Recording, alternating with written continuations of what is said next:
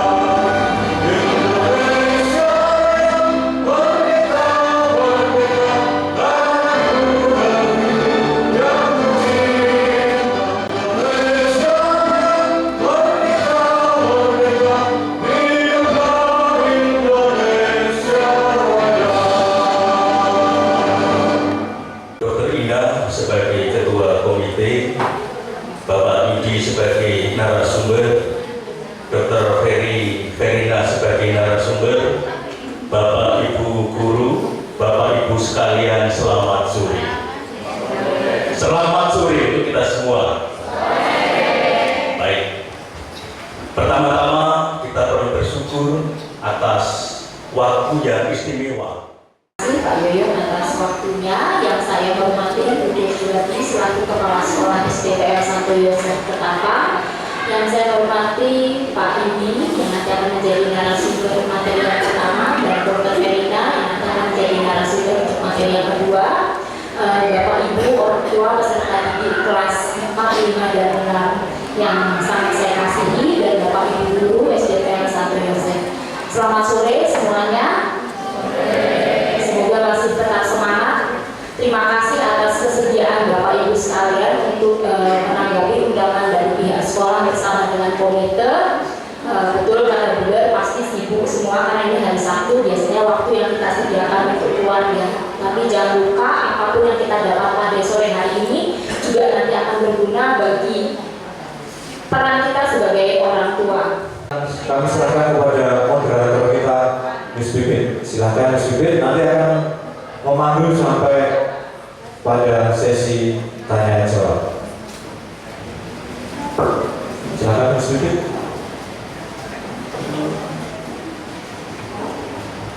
Baik, selamat sore Bruder Bapak Ibu sekalian. Selamat sore Bapak Ibu sekalian. Iya.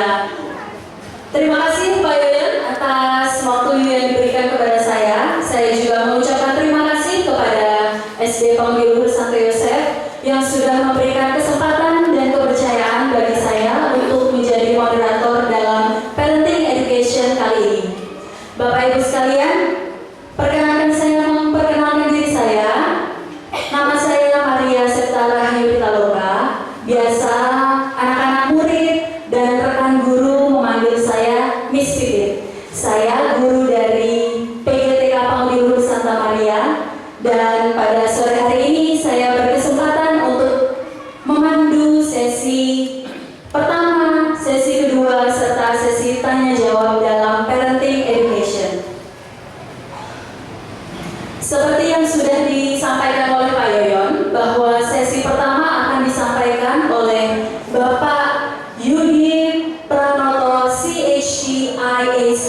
USACI.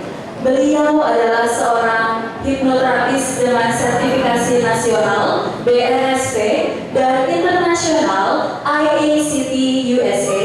Beliau juga seorang trainer dengan sertifikasi nasional BRSP, trainer hipnosis dan hipnoterapi dengan lisensi PKHI dan IHC. Beliau juga seorang pembicara publik dengan sertifikasi Communicating Academy. Maka pada sore hari ini kita sangat beruntung Bapak Ibu sekalian karena kita berkenan untuk mendapatkan materi dari Bapak Yudi Pranoto dalam sesi 1. Bapak Ibu sekalian, sesi 2 akan dibawakan oleh Dr. Verina. Maka dari itu, jika Bapak Ibu sekalian memiliki pertanyaan dapat ditulis terlebih dahulu atau diketik di handphone, karena sesi tanya jawab akan dilakukan setelah materi sesi 1 dan materi sesi 2 selesai. Begitu ya Bapak Ibu? Baik, waktu selama 40 menit ke depan akan saya persilakan Bapak Yudi untuk memberi materi pada sore hari ini. Kepada Bapak Yudi disilakan.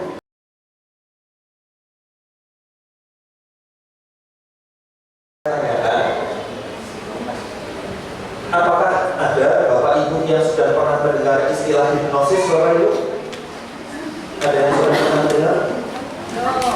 Halo? Oh belum. Kalau hipnotis, Bapak Ibu? Ada.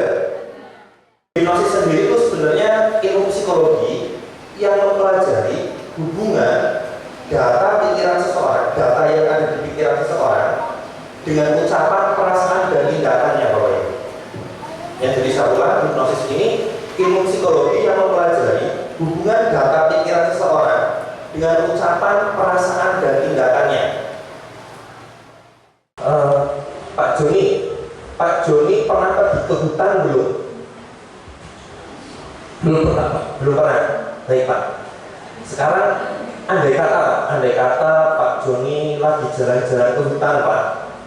Bapak berdirinya di situ, lalu lagi Bapak asik jalan-jalan, tahu-tahu nongol macan di sini, Pak.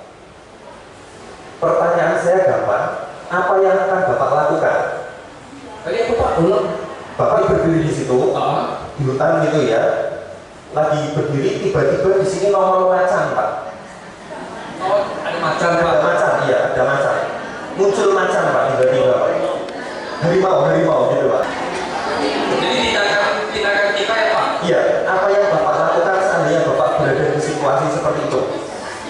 Kabur Pak. Maksudnya kabur. Pak Joni kabur, ngumpet.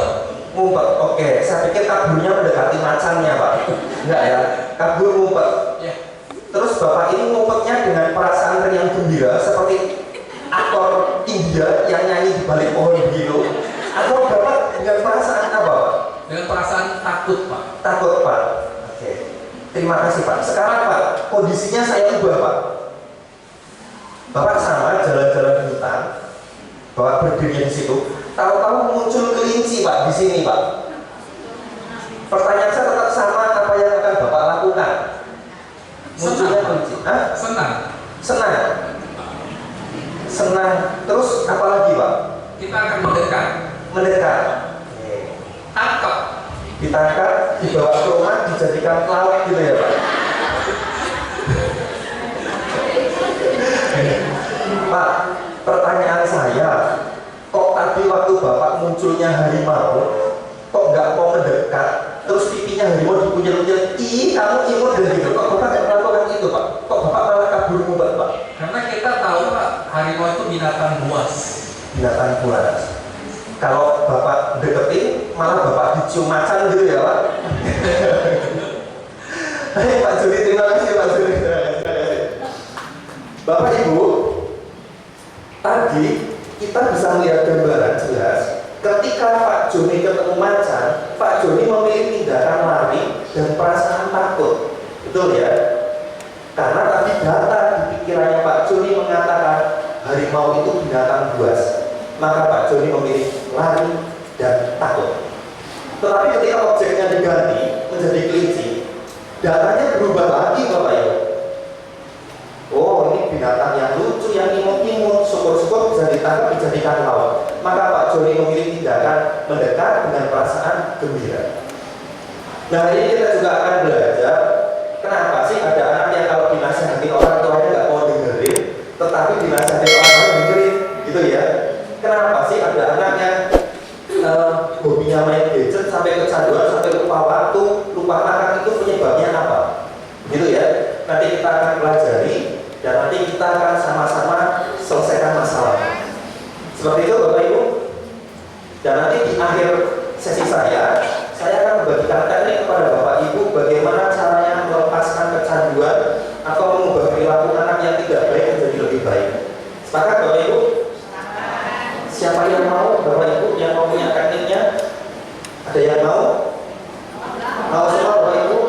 Oke, baik, terima kasih. Kalau nggak mau, laptop saya tutup, saya pulang, permisi Ibu. Baik Bapak Ibu, kenapa kita harus belajar hypnoparenting Bapak Ibu? Jadi begini Bapak Ibu, kalau Bapak Ibu ingat-ingat, kalau Bapak Ibu membeli alat-alat elektronik, entah itu handphone, entah itu TV, entah itu AC, kulkas, bahkan mobil, itu pasti sama yang jual diberi buku petunjuk cara pemakaiannya, betul ya? Tetapi kabar buruknya Bapak Ibu, setiap kali ada wanita hamil melahirkan anak, itu nggak pernah keluar buku petunjuk dari rahimnya Bapak Ibu.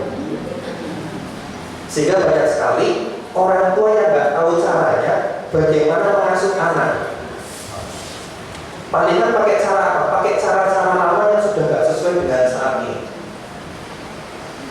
Kalau dulu Bapak Ibu, saya yakin nih, Bapak Ibu pasti pernah ngalamin, mungkin dijewer sama orang tuanya karena kebanyakan main di luar rumah.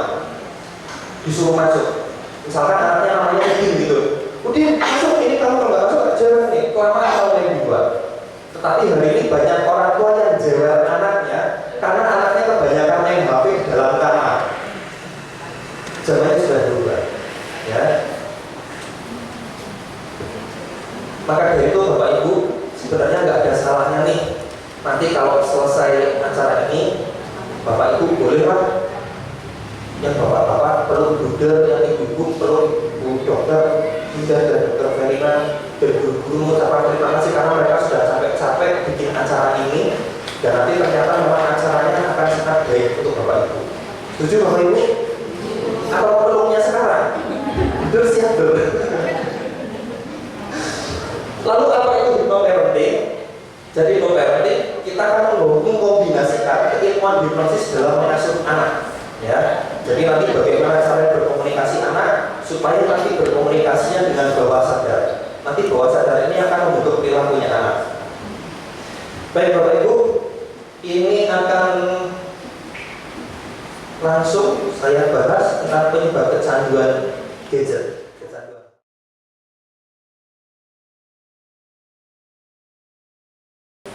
Anak-anak kecanduan HP, jadi kecanduan dalam arti nggak bisa lepas dari HP gitu ya. Ini beberapa penyebabnya, karena merasa kesepian,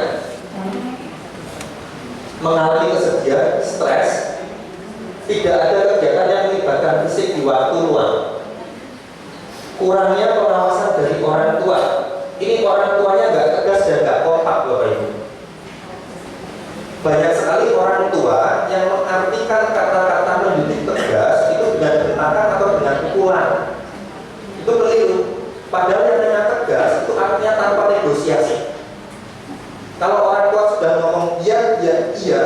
Kalau orang tua sudah ngomong tidak, ya tidak. Nggak bisa dirayu-rayu lagi. Itu yang namanya tegas, Bapak. Dan yang namanya aturan tegas ini juga harus dibarengi dengan aturan yang kompak antara ayah dan mamanya. Kabar buruknya seringkali terjadi di rumah tangga. Ini aturan antara ayah dengan mama ini nggak kompak Bapak Ibu. Contoh misalkan anaknya kepingin beli es krim, sama mamanya sudah dilarang. Tahu-tahu sekonyol-konyol papanya datang beliin es krim. itu aturannya sudah nggak kompak Bapak Ibu. Lebih parah lagi begini, aturan mama papanya sudah kompak, tetapi keluarga ini tinggalnya bersama kakek dan nenek. Kan ada ya beberapa keluarga di Indonesia, mama, papa, anak terus tinggal bersama kakek nenek. Ini aturan mama papanya sudah kompak, tetapi tiba-tiba aturannya dirusak oleh kakek neneknya. Kayak tadi contohnya, anaknya minta es krim, mama papanya kompak, gak beliin dulu deh. Tapi tahu-tahu kakeknya atau neneknya yang belikan. Lalu apakah gak boleh tinggal dengan kakek neneknya? Boleh, tetapi sekali lagi aturannya harus kompak. Adanya contoh dari orang tua, karena anak-anak dalam penirunya dulu. Ada orang tua yang nyuruh anaknya nggak boleh main HP, tetapi orang tua nyuruhnya sambil pegang HP. Itu anak bakal mikir, nah ini gimana? Nyuruh nggak boleh main HP kok papa-papa malah main HP, ya. Bilangnya sosok orang tua dalam diri anak. Nah ini Bapak Ibu, ini yang sering banyak terjadi adalah yang di bawah. Mama papanya ada, masih hidup, tetapi karena sosoknya tidak ada di dalam data si anak, maka si anak nggak mau dengerin.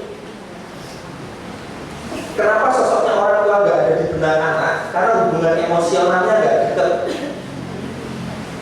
Bahasa cintanya anak nggak dipenuhi oleh orang tua, jadi sosoknya nggak ada. Ibaratnya begini Bapak Ibu.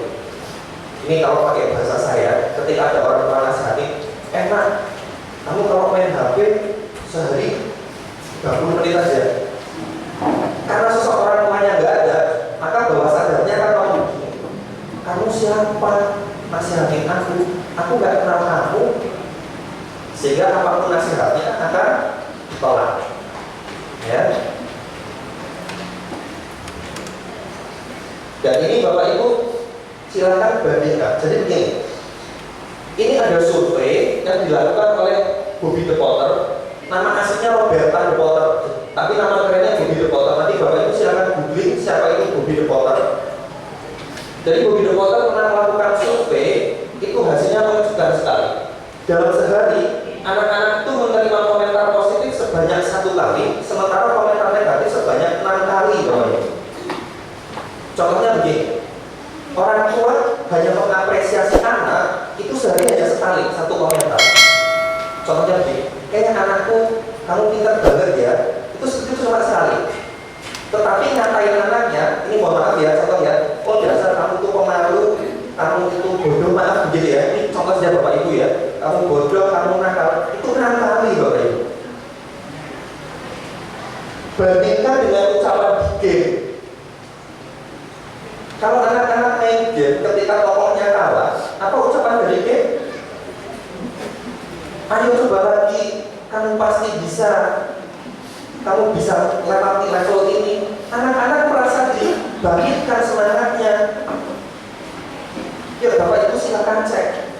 Itu tidak terjadi bagi orang tua di SDPL ini Pak. Ini saya cuma cerita orang tua dari SD lain.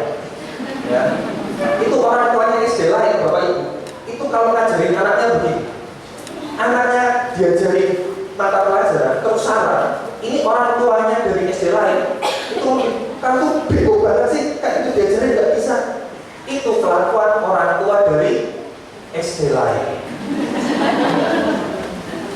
Kalau orang tua SD kayak kamu gimana, hatinya lembut. Ya kan tadi saya bilang, saya pikir ini surga, semua malaikat semua, gitu kan? Itu kelakuan orang tua lain, ya.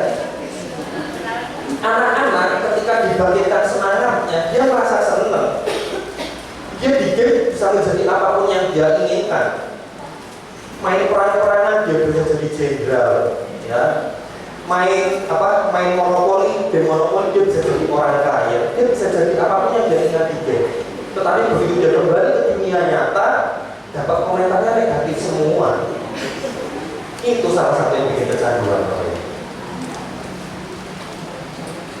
Anak kecanduan ide karena orang tua lupa berperan. Kenapa orang tua lupa berperan? Karena persepsi orang tua terhadap anak. Ini Bapak Ibu, beberapa yang saya temui sebagai seorang konselor, nah ini yang sering saya temui Bapak Ibu. Ketika lagi konseling begitu, ada orang lain bilang, ya gimana ya Mas? Ya yang namanya kita wajar lah punya anak, itu konsekuensi dari pernikahan pasti punya anak, karena melakukan hubungan suami istri. Jadi orang itu menganggap anak sebagai konsekuensi logis. Ada juga orang tua yang melihat anak sebagai aset investasi. Ini contohnya begini, orang tua yang melihat anak sebagai aset investasi, ini contohnya ya Bapak Ibu ya, saya kasih contoh saja. Ada orang tua yang ingin jadi polisi, tapi dia sendiri nggak berhasil jadi polisi, lalu memaksa anaknya untuk jadi polisi. Nah itu contoh menjadikan anak sebagai aset investasi. Padahal anaknya nggak mau jadi polisi, kepingin jadi seniman misalkan, atau jadi dokter. Tetapi karena ini si orang tua dulu kepingin jadi polisi dan nggak berhasil, lalu memaksa anaknya, ya itu menjadikan anak sebagai aset investasi. Ada orang tua yang melihat anak sebagai beban kehidupan. Ini kalau konseling ceritanya gini terus. Aduh Mas, harga susu sekarang makin mahal, biaya sekolah makin mahal, aduh nanti pusing kalau kuliah biayanya berapa lagi. Itu sudah jelas ciri-ciri orang tua yang menganggap anak sebagai beban kehidupan. Ada orang tua yang menganggap anak sebagai milikku. Ini posesif banget. Ini contohnya nih, contohnya Bapak Ibu. Karena saya Katolik, jadi saya mencontohkan dalam kehidupan saya ya. Contohnya begini. Waktu masih kecil, kan anak-anak pergi ke gereja sama orang tua gitu ya. Ketika mulai beranjak remaja, ya, itu kan kadang anak begini. Pak, aku ke gerejanya sama teman aja deh, sama si Udin gitu. Misalkan temannya namanya Udin. Terus mama papanya bilang gini, nggak boleh. Kamu ke gereja harus sama papa, hidupnya harus sama kamu. Nggak boleh pergi sama Udin. Anaknya beranjak remaja, beranjak dewasa, kan punya lingkungan sendiri ya, punya circle sendiri, punya teman perkumpulan sendiri. Pak, aku mau pergi nih sama si Bejo, mau nongkrong misalkan. Oh nggak boleh, kamu nggak boleh nongkrong, kamu harus sama papa perginya. Nah itu ciri-ciri orang tua yang posesif.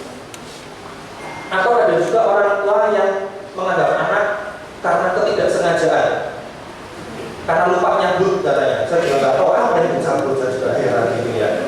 Nggak sengaja telat nyambut, itu sudah pasti ciri-ciri ketidaksengajaan. Ada juga orang tua, ya, dan ini saya yakin 100% deh. Yang ketiga ini adalah para bapak ibu semuanya, menganggap anak sebagai buah cinta kasih, menganggap anak sebagai rahmat dan berkat Tuhan, menganggap anak sebagai karunia dari Sang Khalik. Saya yakin bapak ibu orang tua di SDPR pasti yang ketiga ini. Betul Bapak Ibu? Betul dong. Kalau nggak menganggap ini, nggak mungkin Bapak Ibu hadir ke ruangan ini. Karena Bapak Ibu menganggap anak-anak sebagai ini, makanya Bapak Ibu rela meluangkan waktu untuk hadir. Ini Bapak Ibu solusinya. Orang tua wajib memberi contoh dan melakukan pengawasan.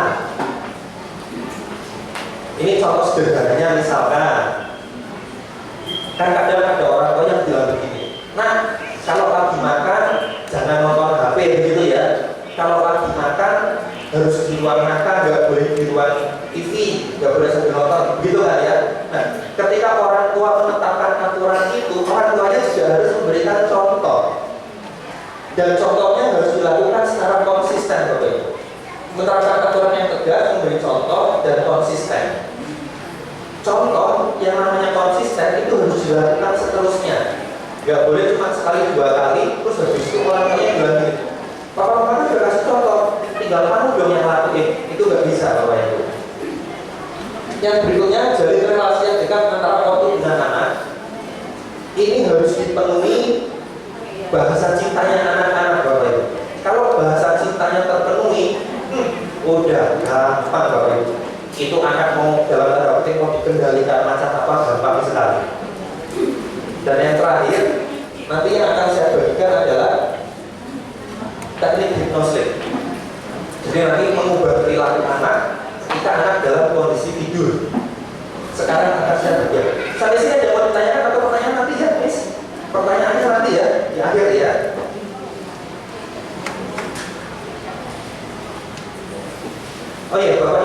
Ini kan Bapak Ibu orang tua dari kelas 4, 5, dan 6 ya. Oke. Saya akan munculkan salah satu studi kasus Bapak Ibu. Semoga ini tidak terjadi di anak-anak kita. Saya pernah dapat klien seorang pria usia awal 30 normal artinya karena pria sukanya ke wanita, belum menikah tapi punya pacar, mengalami PMO. Kadang dilakukan dengan pacar. Jadi mohon maaf Bapak Ibu, kalau dia lagi jalan-jalan ke mall, terus melihat ada cewek cantik yang kasihnya dia nggak bisa nahan, dia langsung ke toilet. Ketika dilakukan sesi terapi, memorinya ditarik ketika usianya kecil, ketemunya ini Bapak. Tidak sengaja melihat video saat kelas 3 SD. Jadi waktu itu nonton VCD, nggak sengaja nonton VCD. Jadi dia menonton VCD, sudah buka TV-nya, sudah nge-play playernya, tahu-tahu yang temukan film itu. Itu film yang kayaknya yang habis diputar oleh mama papanya waktu malam, tapi belum diambil. Saya tanya waktu itu, kamu nonton waktu itu berapa lama? Dia ngomong di bawah 1 menit. Di bawah 1 menit dampaknya seperti ini Bapak Ibu. Bapak Ibu saya kebayang kalau ada anak-anak yang dibekali handphone, lagi scroll TikTok, lalu muncul joget-jogetannya kayak ular keket kayak gitu. Apa itu nggak repot seperti itu? Ya. Baik Bapak Ibu, ini saya akan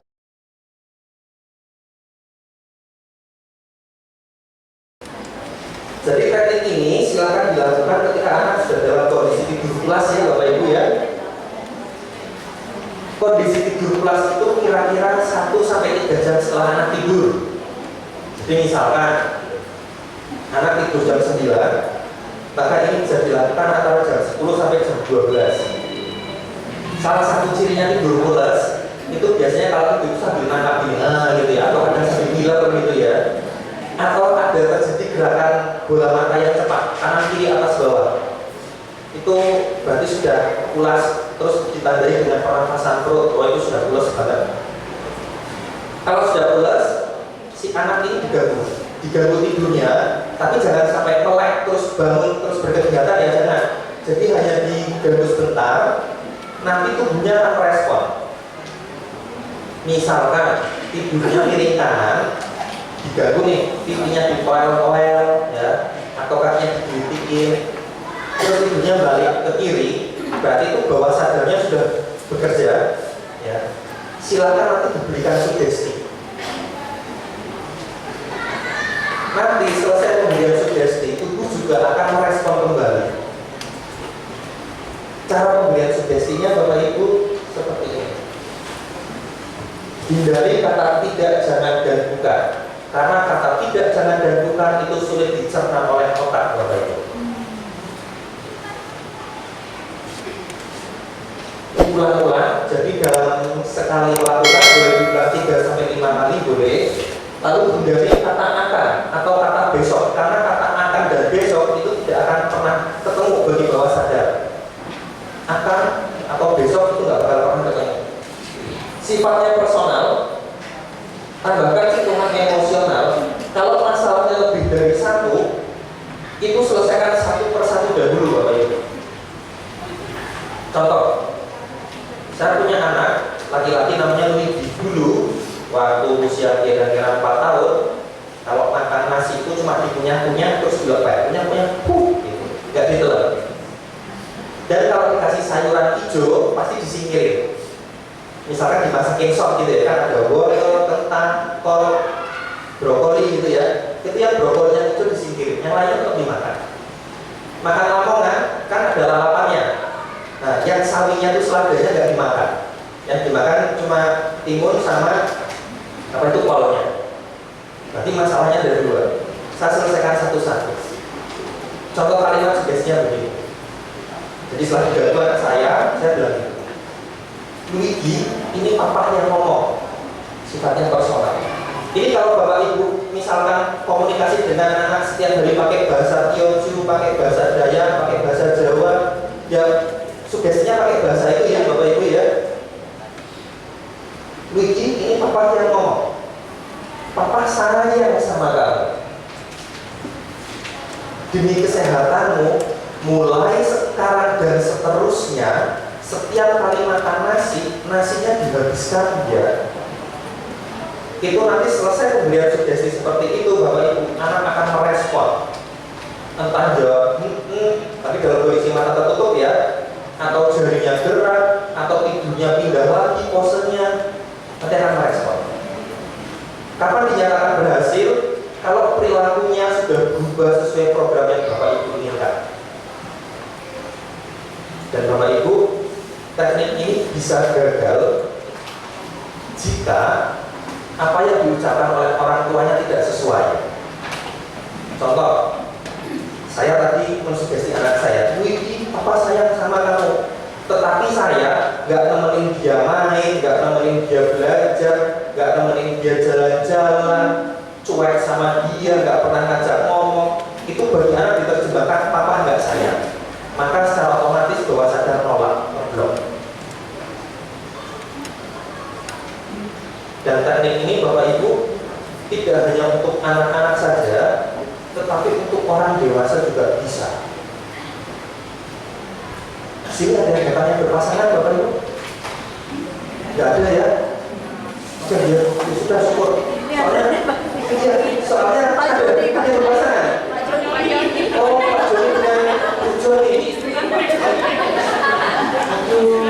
Ini biasanya gini Pak Bu, kalau yang datangnya berpasangan, itu saya pernah memberikan teknik ini kepada pasangan. Terus kan besok saya tanya, Pak Bu, sudah diterapkan teknik hipnosisnya kepada pasangan? Enggak bisa mas. Loh kenapa? Kami sama-sama begadang, dulu sama yang tidur. Jadi sama misalkan ibu-ibu sebel ya. Ada ibu-ibu sebel sama suaminya karena suaminya ini sukanya ngerokok. Pakai teknik ini bisa. Ini contoh kalimat sugestinya. Papa, ini mama yang ngomong. Mama sayang banget sama papa. Demi kesehatan papa, mulai sekarang dan seterusnya, merokoknya berhenti ya Pak. Itu dilakukan berulang-ulang bapak ibu ya, setiap malam nanti sampai kita punya bunga ya. Ibu-ibu daripada bingung gimana caranya mau minta uang bulanan tambahan ke suami, lakukan cara ini. Nominalnya disebutkan.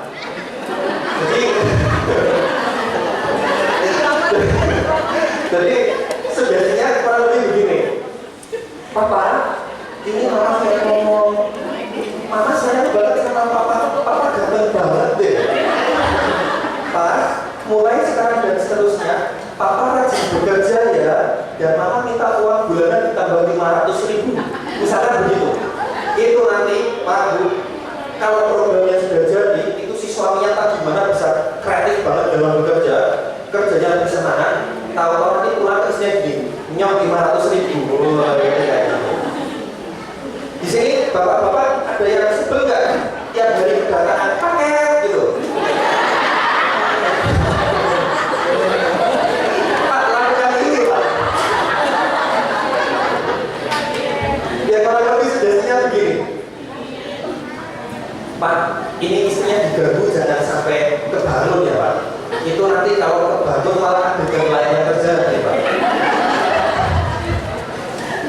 Jadi di dia sudah begini. Mama makin cantik deh. Ma, ini papa yang ngomong demi kebaikan kita bersama. Mulai sekarang dan seterusnya belanja Shopee-nya berhenti ya Ma.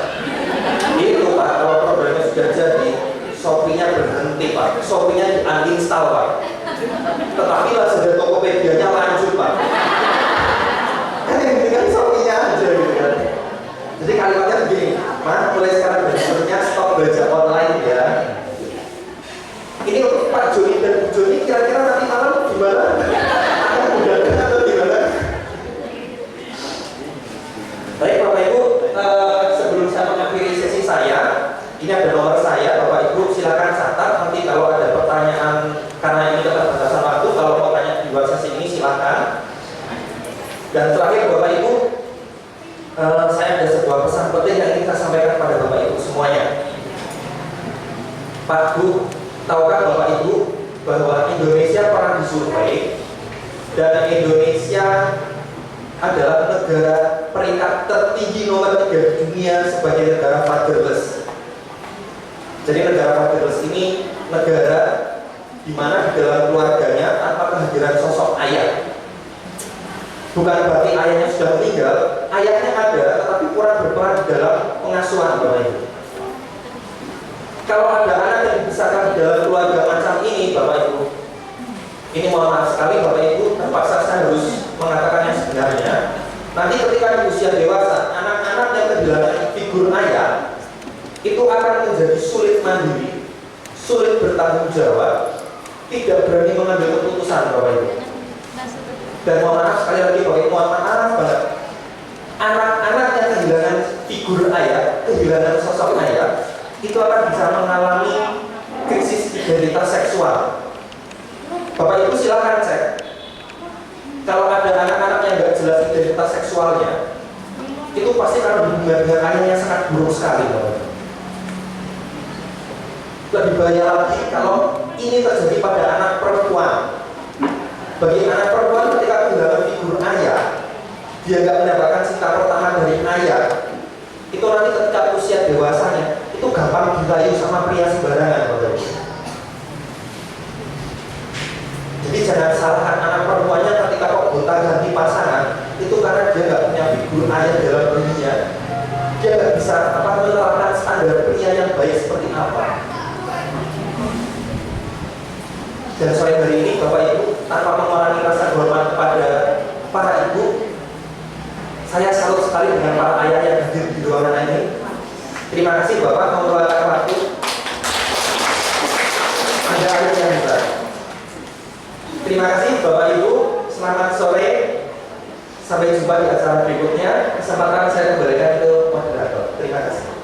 Kita akan mulai masuk kepada sesi kedua. Sesi 2 akan dibawakan oleh Dr. Verina Novianita, Master of Science, spesialis anak.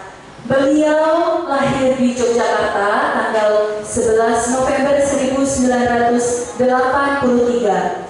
Saat ini beliau sudah menikah dan memiliki 1 orang anak.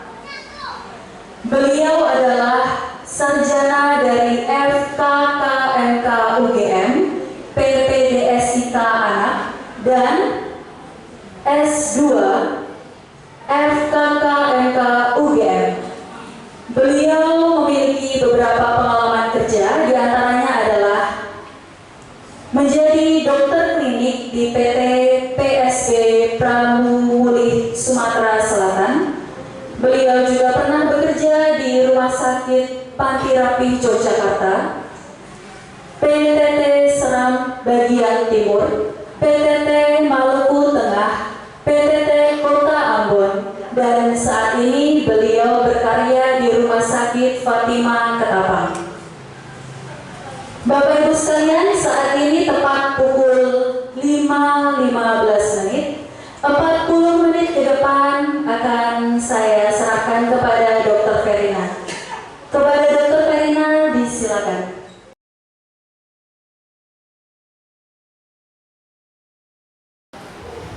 Terima kasih moderator. Selamat sore. Saya ucapkan kepada Bunda, kemudian Dr. Indah, Pak Yudi, dan para orang tua sekalian. Selamat sore. Dan hari ini kita akan belajar bersama-sama mengenai apa itu gadget, sehingga kita bisa bijaksana mengawasi penggunaan gadget pada anak-anak kita.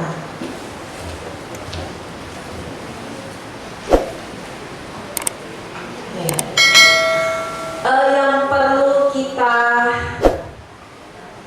garis bawahi ya, bahwa prevention is better than cure. Artinya pencegahan itu jauh lebih baik daripada kita mengobati. mengobati apa?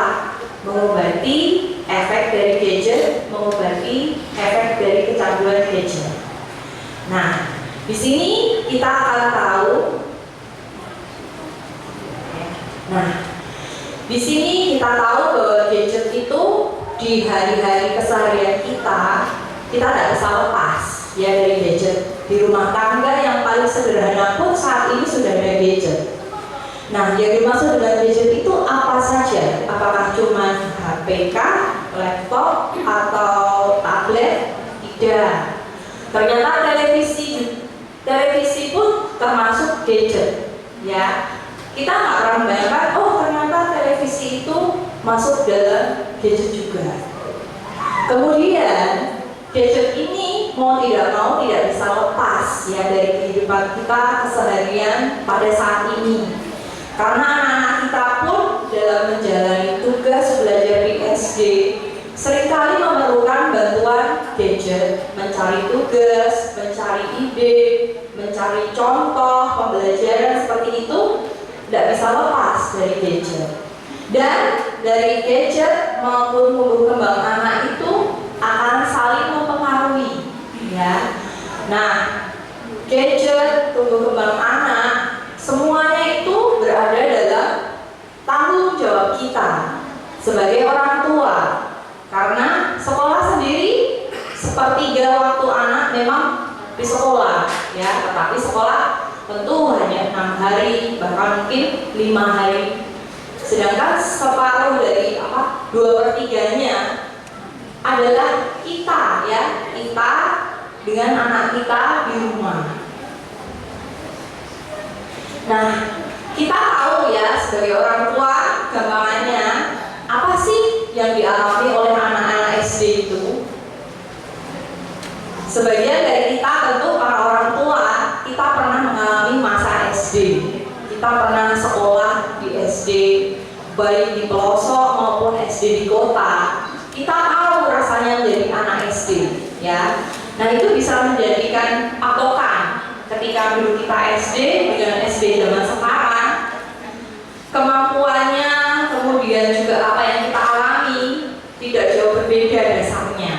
Ketika kita SD dulu, kita aktif secara fisik, terus kita mulai belajar dari hitungan sederhana sampai perkalian, pembagian, kemudian kita belajar menggambar, mewarnai, terus kita juga belajar bercerita, mengolah emosi di kelas, ya.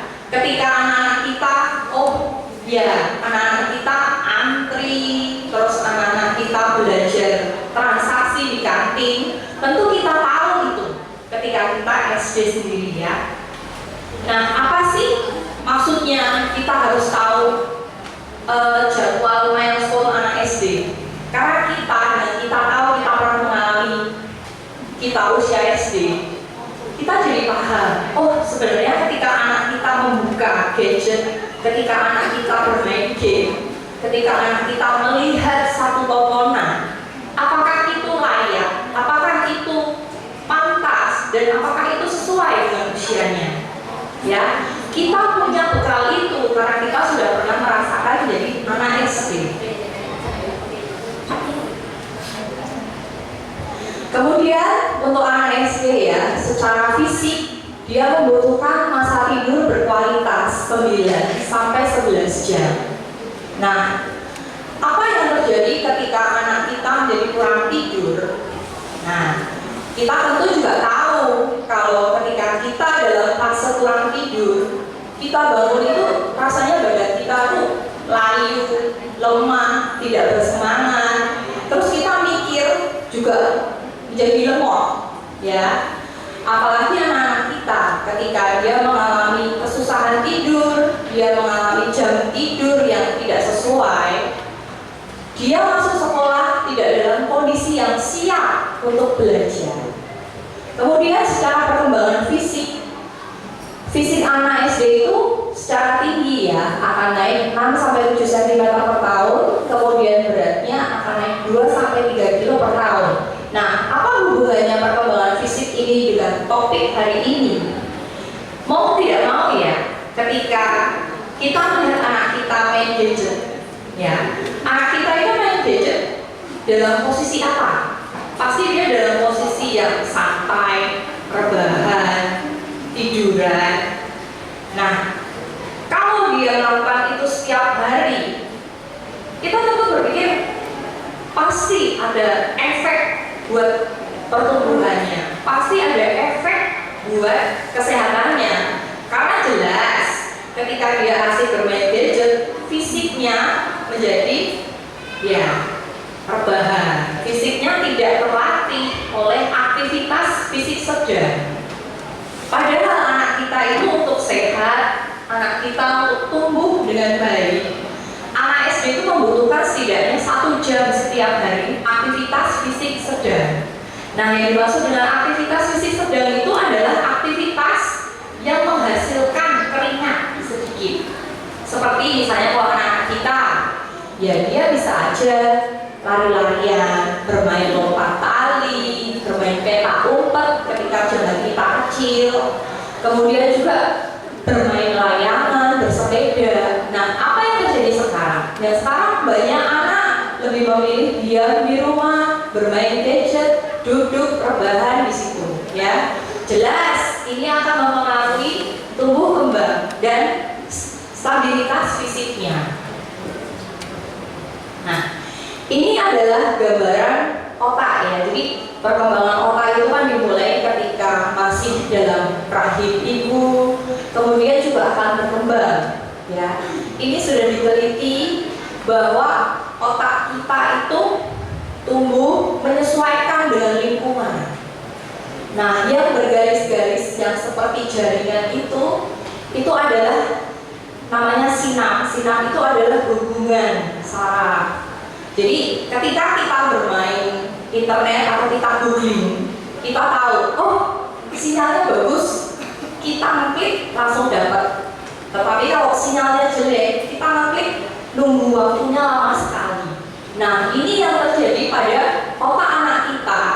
Ketika anak itu hanya cenderung dia pada satu titik hanya bermain gadget, keterampilan yang lain tidak diasah, seperti misalnya keterampilan mungkin mewarnai, menggambar, bermain musik, menari. Jadi hanya fokus pada satu gadget. Maka jaringan-jaringan yang tidak diperlukan karena dia tidak pernah menggambar, tidak pernah latihan fisik, tidak pernah bermain musik, maka keterampilan itu terus jaringan saraf itu dihilangkan sendiri oleh tubuh kita. Ya, jadi gambarannya adalah kalau anak kita istilahnya keseringan nonton gadget tanpa maksudnya dia jarang misalnya berhitung, maka ya nanti kedepannya dalam soal hitung-hitungan dia akan lemot. Istilahnya dia memang harus diasah. Semakin tidak diasah, tumpulnya dia dihilangkan oleh tubuh itu sendiri. Ya. Nah, orang tua sendiri ya, dia bertanggung jawab penuh.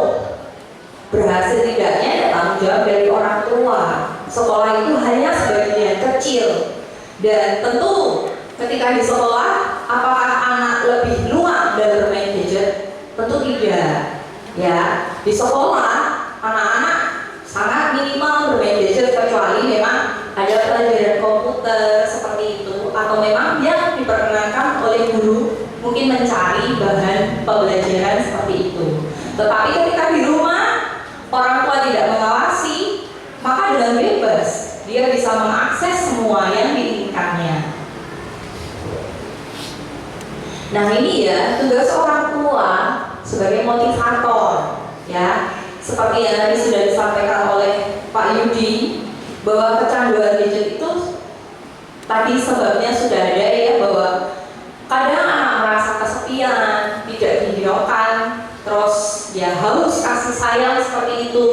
Jadi ini kita sebagai orang tua, kita harus bisa menjadi motivator, fasilitator, role model, mitra, mediator, supervisor, dan evaluator. Ya, semuanya kita yang memegang peran di situ. Nah, apa sih gadget itu? Jadi gadget tidak melulu hanya HP ya, tetapi termasuk televisi, kemudian laptop, komputer, mobile phone seperti itu. Nah, sebenarnya gadget ini diciptakan untuk apa? Jadi sebagai sumber informasi, kemudian sumber komunikasi, jejaring sosial, hobi, kreativitas, dan masih banyak lagi. Untuk saat ini sangat luas penggunaan gadget ya untuk berbagai tujuan yang ada. Nah, ini ya untuk gadget kita harus memperhatikan yang pertama konten, isi ya, isi dari katakanlah kita fokusnya ke HP ya. Isi dari gadget yang dimainkan oleh anak kita. Misalkan anak kita bermain game. Apakah gamenya wajar untuk seorang anak SD? Saat ini banyak sekali game seperti ya kalau saya lihat di Netflix ya, banyak sekali game-game yang mungkin ini gamenya memasangkan mencari jodoh seperti itu. Apakah itu pantas untuk anak-anak kita saat ini? Ya.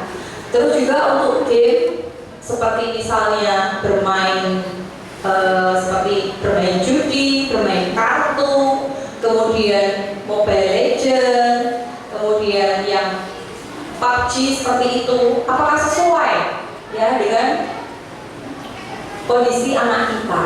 Kita perlu tahu isi itu. Kemudian ketika bermain Instagram atau TikTok, ya seperti tadi sudah disampaikan ya, joget-jogetnya apakah pantas dilihat? Karena anak SD itu adalah usia-usia di mana memorinya itu paling kuat. Saya pernah baca suatu jurnal bahwa anak usia 7 tahun antara 7 sampai 9 memorinya adalah yang paling kuat. Ya, jadi apa yang dilihat itu bisa membekas. Apa yang dilihat itu bisa teringat. Ya. Jadi seperti itu isi itu patut kita tahu sesuai atau tidak.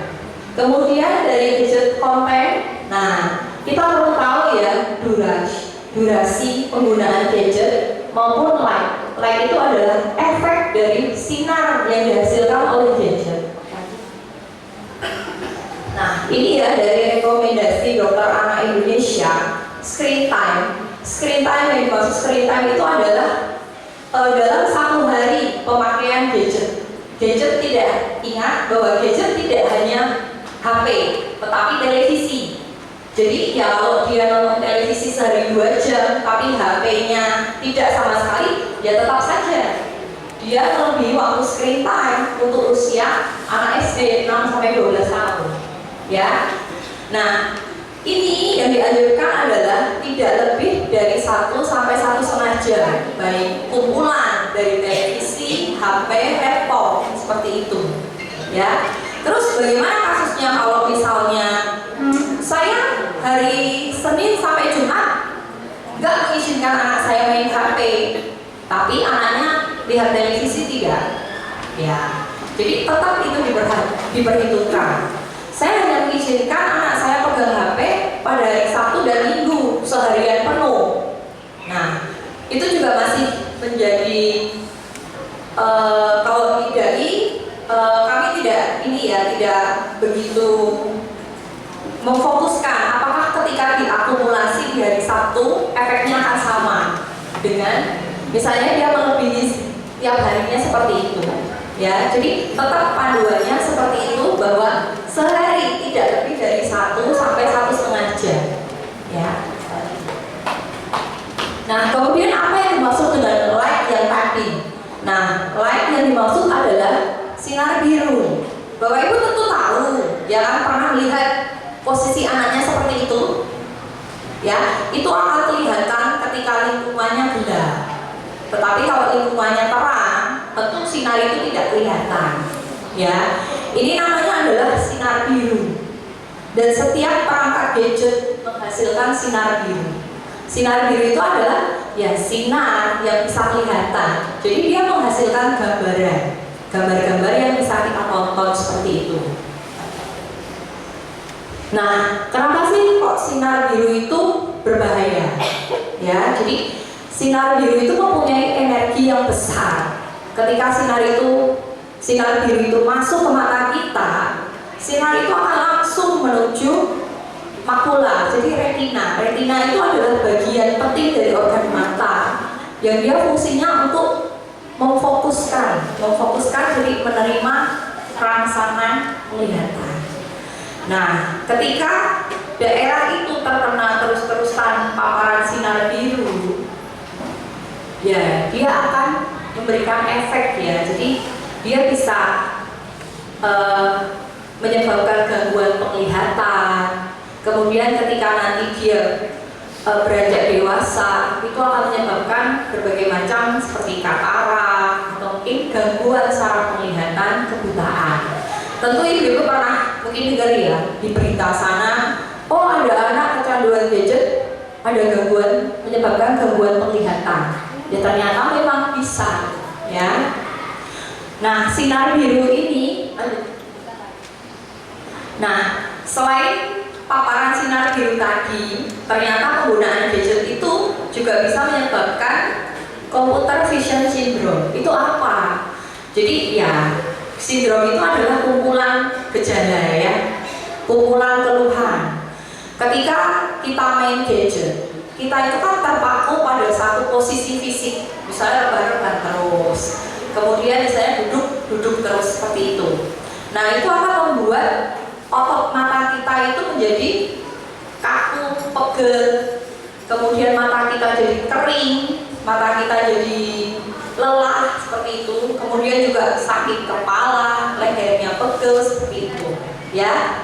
Jadi banyak yang terjadi ketika penggunaan gadget itu berlebihan dari masa waktunya screen time tadi. Nah, terus pernah lihat iklan kacamata?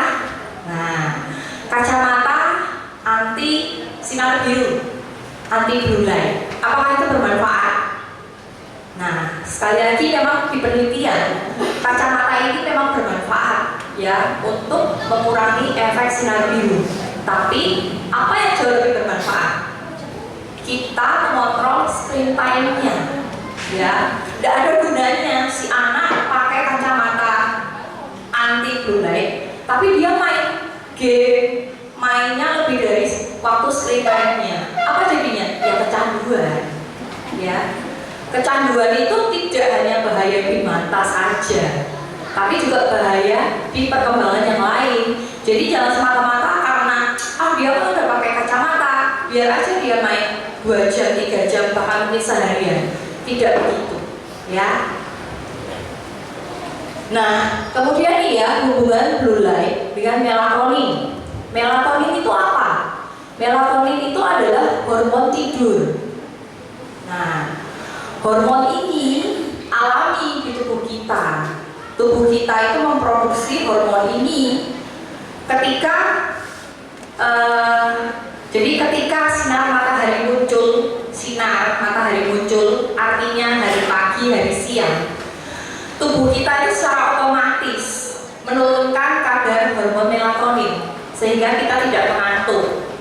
Kita ketika pagi, siang hari kita sigap, kita waspada ya. Tetapi ketika malam hari sinar matahari tidak ada, secara otomatis hormon melatonin itu akan naik levelnya. Nah, ketika hormon melatonin ini naik levelnya, kita merasa badan kita rileks, kita merasa mengantuk, saatnya tubuh kita beristirahat.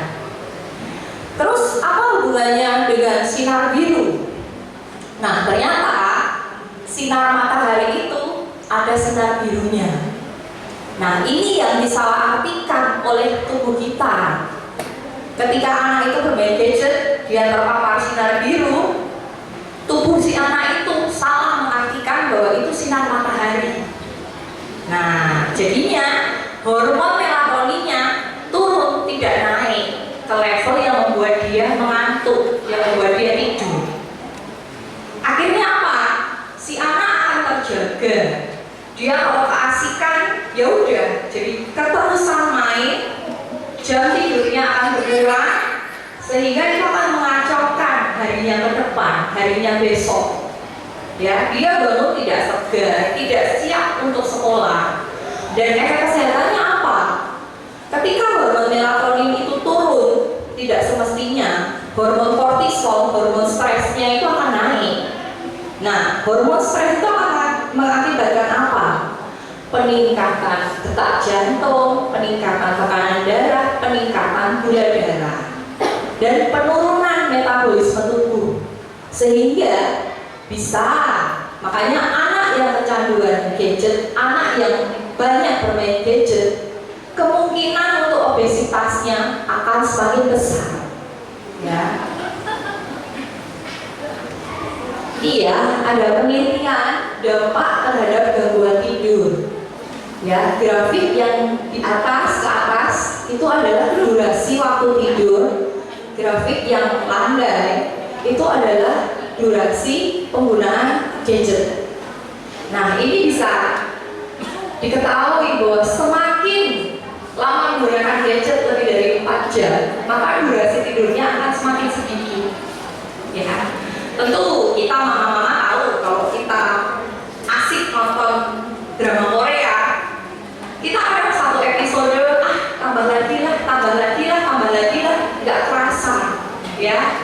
Sama ini kayak anak kita, nggak terasa dia ngantuknya karena hormon melatoninnya ditekan. Nah, ini ilustrasi saja. Kemudian apa yang harus kita lakukan sebagai orang tua? Nah, ini ya batas screen time. Kita harus melakukan itu. Ingat, tidak hanya gadget, tetapi televisi, ya. Kemudian pilih kualitas. Jadi isi kontennya kita tahu apa. Kemudian ketika anak kita mungkin main Facebook, main WhatsApp, ya seperti grup anak kelas 4A, grup anak kelas berapa itu, kita intip mereka tuh ngomongin apa sih, ya. Jadi kita perlu tahu karena mereka adalah tanggung jawab kita. Kemudian contohkan perilaku sehat. Kita jadi role model, ya seperti tadi Pak Yudi juga bilang, jangan main HP, tapi kita juga main HP, ya. Ya kita harus memberikan contoh. Terus nih terlibat dalam aktivitas online, kita tahu benar-benar. Sering kan kita mendengar berita, oh anak remaja diculik, ketemuan sama teman chatnya, seperti itu, ya. Itu karena kontrol orang tuanya tidak ada. Orang tuanya nggak tahu dia chatting dengan siapa. Kemudian ya intinya seperti itu ya. Kita perlu mengatur itu semua. Nah ini ya isi-isi, tentu kita tahu kalau kita ibu-ibu main Instagram, YouTube, kemudian game-game kayak gitu, kita tahu karena kita pernah jadi anak SD, kita bisa tahu pantas gak sih buat anak kita, kan? Nah ini ya ada salah satu aplikasi parental control. Nah suami saya yang menerapkan ini buat anak saya. Jadi suami saya di Pontianak, tapi dia bisa mematikan HP, dia bisa mengunci HP, ya. Jadi dengan aplikasi ini, dimanapun kita bisa mengontrol, kita bisa membatasi isi yang layak dia lihat. Terus kita juga bisa menentukan durasinya. Begitu kita tentukan durasinya, dia akan mati secara otomatis, ya. Nah, tetapi tentunya kita juga harus, kan kita juga bertindak sebagai mediator, ya. Kita juga tahu misalnya keperluan anak. Kalau memang anak kita butuh untuk tugas, ya kita dampingi, kita fasilitasi sebaik mungkin, ya. Nah, ini ya sebenarnya usia-usia yang pas untuk bermain, ya. Seperti Facebook 13 tahun, WhatsApp 16 tahun, kemudian yang lain-lainnya itu ada umurnya. Nah, kan tentu kita tahu kan di kelas kita ada grup anak kelas 4, grup anak kelas 5, grup anak kelas 6. Nah, ya di grup itu ya sebenarnya kan kalau secara panduan ini dia boleh bermain secara mandiri, ya secara mandiri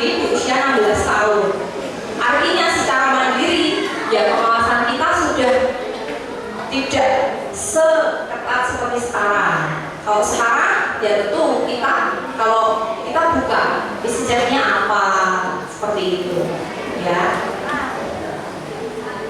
Nah, ini juga bisa diterapkan untuk kita sendiri ataupun anak kita ketika mereka dalam tugas misalnya di laptop atau di HP dalam waktu yang lama. Nah, tipsnya setiap 20 menit main, kita istirahat 20 detik dengan melihat objek yang jauh. 20 kaki itu mungkin sekitar 30 meter ya. 30 meteran kayak gitu. Nah, jadi kan kita bisa mengistirahatkan mata kita. Ya, jadi ini bisa diterapkan aturan 20-20-20. Setiap 20 menit kita lihat HP, kita istirahat 20 detik dengan melihat barang yang jauh atau melihat pepohonan yang jauhnya sekitar 30 kaki. Nih ya, akhir kata, dampak dari media layar pada otak anak dan remaja itu memiliki efek seperti narkoba, ya, pengen terus dan terus, sehingga keluarga harus mengambil bagian dalam detox digital. Detox digitalnya apa? Ya, screen time dan parental control, ya. Mengetahui, kita tahu isinya, kita membatasi penggunaan gadgetnya. Akhir kata, terima kasih. Hari ini kita sudah belajar, semoga bermanfaat, dan apabila ada pertanyaan nanti bisa disampaikan. Terima kasih.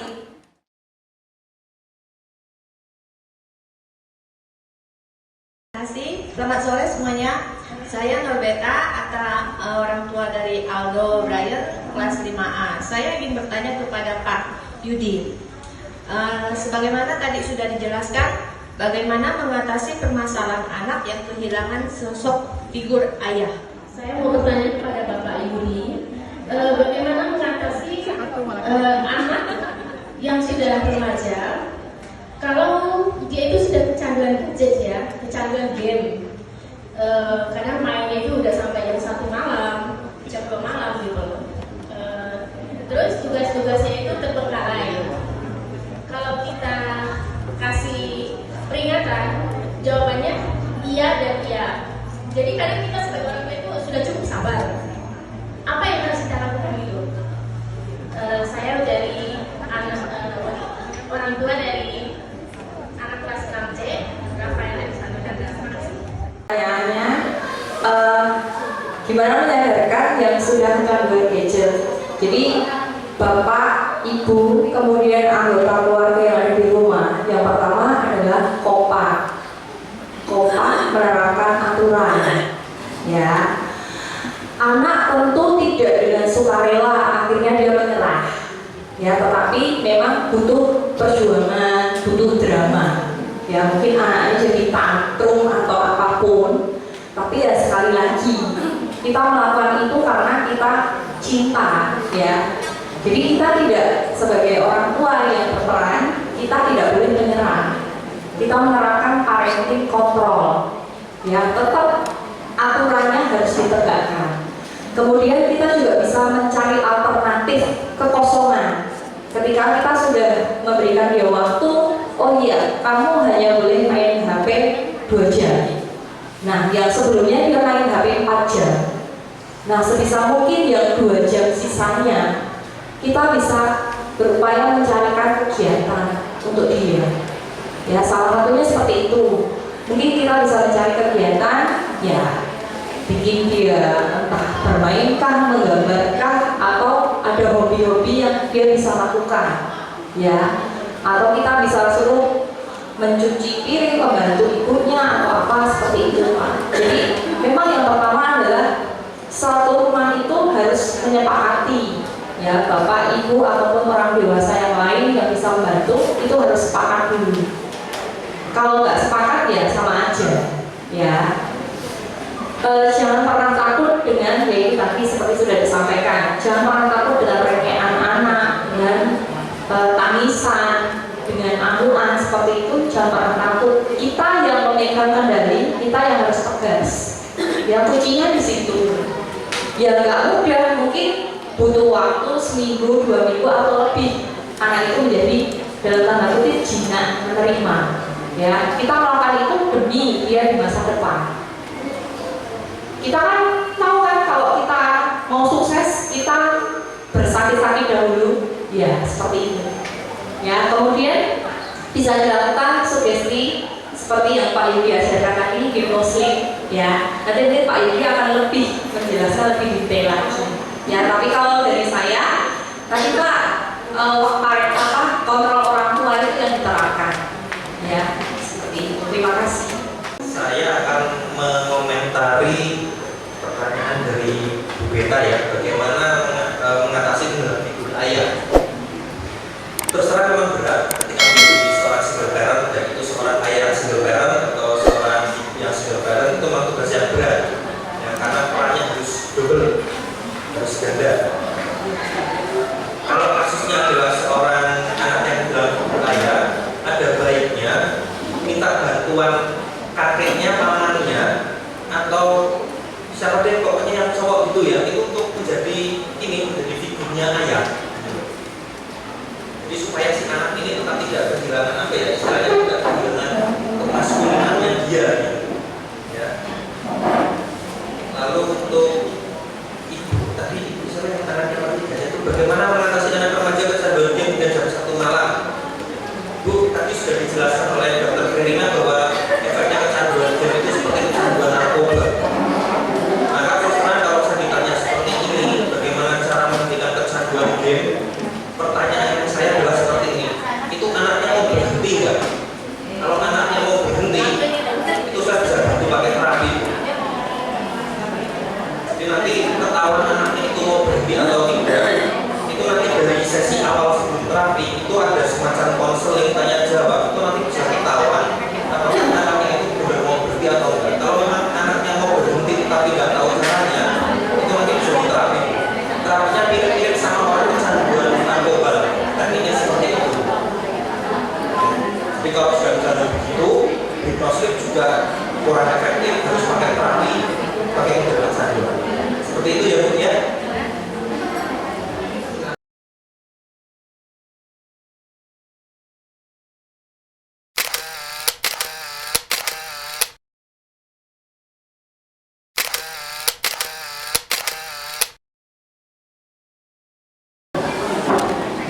Bapak Ibu, Bunda, dan para saudara yang saya hormati, mari kita tutup pertemuan kita ini dengan berdoa bersama. Tahan sejenak. Dalam nama Bapa dan Putra dan Roh Kudus. Amin. Allah Bapa yang Maha Baik, kami bersyukur kepadamu atas waktu dan kesempatan yang boleh kami terima dalam seminar sore hari ini. Lewat seminar ini kami menyadari betapa besarnya peran kami sebagai orang tua dalam mendidik anak. Kami mohon bantulah kami dengan Roh Kudus-Mu untuk dapat mendidik anak-anak kami sesuai dengan kehendak-Mu. Terima kasih atas kesempatan ini. Kami mohon berkat-Mu ya Tuhan untuk kami yang akan pulang ke rumah kami masing-masing. Semoga keselamatan selalu menyertai kami. Terpujilah Engkau kini dan sepanjang masa. Amin. Bapa, Putra, dan Roh Kudus. Amin. Terima kasih Pak Aswan, ditunjuk langsung dadakan. Bapak Ibu, terima kasih atas kehadirannya. Jangan berdiri, hati-hati di jalan sampai jumpa kembali. Mampu mengasah kecerdasan peserta didik, sekolah yang berprestasi, sekolah yang membanggakan, sekolah yang menjunjung tinggi 10 keutamaan pangudi luhur. Dasar karakter kami Pancasila, berkarakter cerdas dan terampil, itulah moto sekolah kami.